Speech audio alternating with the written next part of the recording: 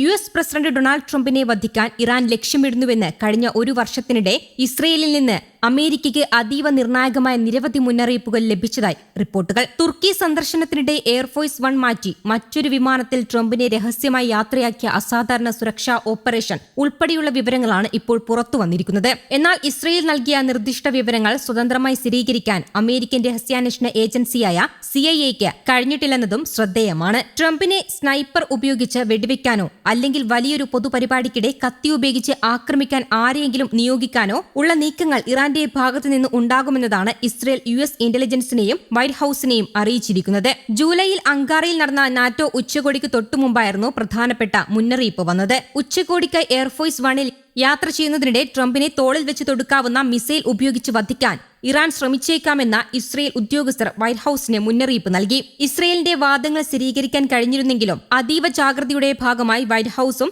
Secret സർവീസും കനത്ത സുരക്ഷാ മുൻകരുതലുകൾ സ്വീകരിച്ചു. ഇതിന്റെ ഭാഗമായി തുർക്കി സന്ദർശനത്തിന് ശേഷം മടങ്ങുമ്പോൾ ട്രംപിനെ എയർഫോഴ്സ് 1-ൽ നിന്ന് മാറ്റി മറ്റൊരു വിമാനത്തിൽ രഹസ്യമായി കയറ്റിവിടുന്ന വഞ്ചനാ തന്ത്രം സീക്രട്ട് സർവീസ് നടപ്പാക്കുകയായിരുന്നു. എന്നാൽ ട്രംപിന്റെ ജീവന് ഭീഷണിയുണ്ടെന്ന ഇസ്രയേലിന്റെ അവകാശവാദത്തെ സാധൂകരിക്കുന്ന യാതൊരു തെളിവുകളും ലഭിച്ചിട്ടില്ലെന്ന് ആതിഥേയ രാജ്യമായ തുർക്കിയുടെ രഹസ്യാന്വേഷണ ഏജൻസികളും യു.എസിനെ അറിയിച്ചിരുന്നു. 2020-ൽ ഇറാനിയൻ കമാൻഡർ ഖാസിം സുലൈമാനിയെ ട്രംപ് വധിച്ചതിന് ഇറാൻ പ്രതികാരം ചെയ്യാൻ ആഗ്രഹിക്കുന്നുവെന്നത് യു.എസ്. ഇന്റലിജൻസ് വിലയിരുത്തുന്നുണ്ടെങ്കിലും ഇസ്രയേൽ നൽകിയ നിർദ്ദിഷ്ട ഭീഷണികളിൽ CIA-ക്ക് കുറഞ്ഞ വിശ്വാസ്യത മാത്രമാണുണ്ടായിരുന്നത്. ഇറാൻ സജീവമായി ആണവായുധം നിർമ്മിക്കുന്നില്ലെന്നായിരുന്നു യു.എസ്. ഇന്റലിജൻസ് ഏജൻസികളുടെ വിലയിരുത്തൽ. എന്നാൽ ഈ റിപ്പോർട്ടുകൾ മറികടന്ന് ഫെബ്രുവരിയിൽ ഇറാനിൽ കനത്ത സൈനിക ആക്രമണം നടത്താൻ ട്രംപ് തീരുമാനിച്ചതിനു പിന്നിൽ തന്നെ വധിക്കാൻ ഇറാൻ ശ്രമിച്ചുവെന്ന ഇസ്രയേലിന്റെ ഈ മുന്നറിയിപ്പുകൾ വലിയ സ്വാധീനം ചെലുത്തിയിട്ടുണ്ടെന്നാണ് വിവരം. ഇറാൻ വിഷയത്തിൽ യു.എസ്. നയങ്ങളെ സ്വാധീനിക്കാൻ ഇസ്രയേൽ തങ്ങളുടെ രഹസ്യാന്വേഷണ വിവരങ്ങൾ ഉപയോഗിക്കുന്നുവെന്ന ആരോപണങ്ങൾ ഇസ്രയേൽ എംബസി വക്താവ് തള്ളി.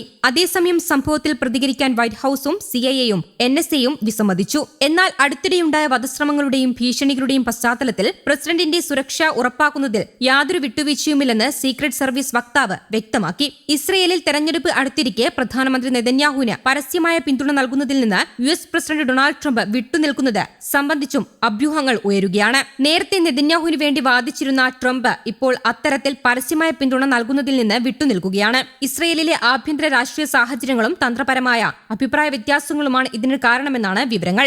അതേസമയം ട്രംപ് നെതന്യാഹുവിനെ പിന്തുണയ്ക്കാത്തതിന് പിന്നിൽ ഇസ്രയേലിലെ രാഷ്ട്രീയ സാഹചര്യത്തിനൊപ്പം സമീപകാലത്തുണ്ടായ ചില അഭിപ്രായ ഭിന്നതകൾക്കും കാരണമായിട്ടുണ്ട്. ഇറാൻ യുദ്ധത്തിൽ തുടക്ക സമയത്ത് നെതന്യാഹുവിന് ട്രംപും അദ്ദേഹത്തിന്റെ ഭരണകൂടവും പൂർണ്ണ പിന്തുണ പ്രഖ്യാപിച്ചിരുന്നു. ഇസ്രയേലിൽ അഴിമതി കേസുകൾ വിചാരണ നേരിടുന്ന നെതന്യാഹുവിന് മാപ്പ് നൽകണമെന്ന് ട്രംപ് ശക്തമായി വാദിക്കുകയും ചെയ്തു. യുദ്ധം അത്യന്തമില്ലാതെ മുന്നോട്ടു പോയതോടെ ട്രംപിന്റെയും നെതന്യാഹുവിന്റെയും വിദേശനയ ലക്ഷ്യങ്ങളും അവരുടെ ആഭ്യന്തര രാഷ്ട്രീയ താൽപര്യങ്ങളും വ്യതിചലിക്കാൻ തുടങ്ങി. കഴിഞ്ഞ 3 മാസത്തിനിടയിൽ ഇരുവർക്കുമിടയിൽ അകലം വർദ്ധിച്ചു വന്നതായും യു.എസ്. മാധ്യമങ്ങൾ റിപ്പോർട്ട് ചെയ്തു.